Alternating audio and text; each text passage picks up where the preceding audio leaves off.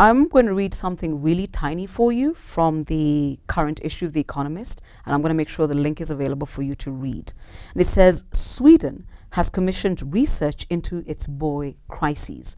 Australia has devised a reading program called Boys, Blokes, Books and Bites, all in an effort to address the boy crises. So if you're sitting there thinking, it must be a Kenyan issue, it must be an African issue, it's everywhere.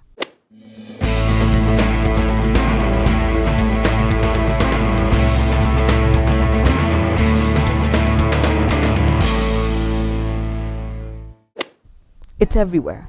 So I just want to put a cap on this conversation so that we can go into real debate in whatever forum we're going to go into by recounting an event, something that happened about 3 years ago.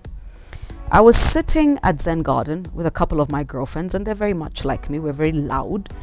And we were talking about one of the charities we support, having one of those really animated meetings. And of course, as all girls do, you start talking about the guy or lack thereof and what is going on. We didn't realize we were loud enough for a woman who was sitting at a table just to our right, I'll never forget this, to hear us. But she was with somebody, so we didn't think she was paying attention to us at all. But as she was leaving, she came by our table and she says, "You're such wonderful girls." Yes, use that word, girls. But I couldn't help noticing that you're not married, because she had heard the conversation. And my girlfriend Val looked at her and said, "Did you raise me a husband?" And I'll never forget Elizabeth Gatura. She pulled a chair and she sat down. She said, "Explain." And we're sitting there looking at Val like, "Oh gosh, you crazy woman, what have you gone and done? You opened your big mouth and said stuff we never say loudly." And we got into the conversation of the fact that it is very true. Our mothers, and if you're Catholic like me, from the day a girl comes into the world, her mother is raising a wife. Her mother is raising a mother. Her mother is raising an amazing human being. It's all mothers do.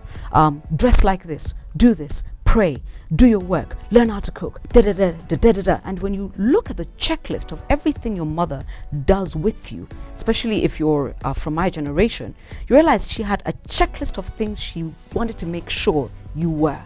You were organized, you were industrious, you were ambitious, you actually finished everything you started, you understood about praying, you understood what it meant to be a woman and a wife and a great friend and an amazing daughter.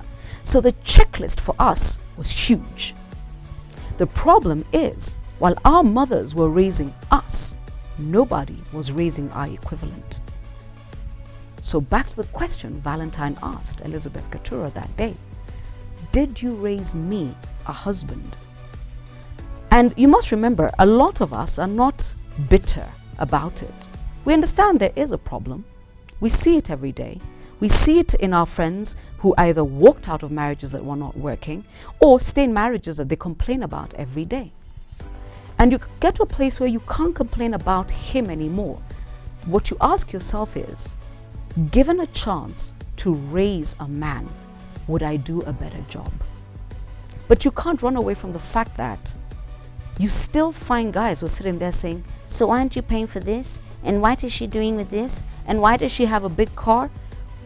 Who told you that my mother was raising somebody who was beneath par? My issue is not that my mother raised an amazing woman. My issue is there was another woman in this very city who wasn't raising an equivalent man. Got that? Okay, subscribe.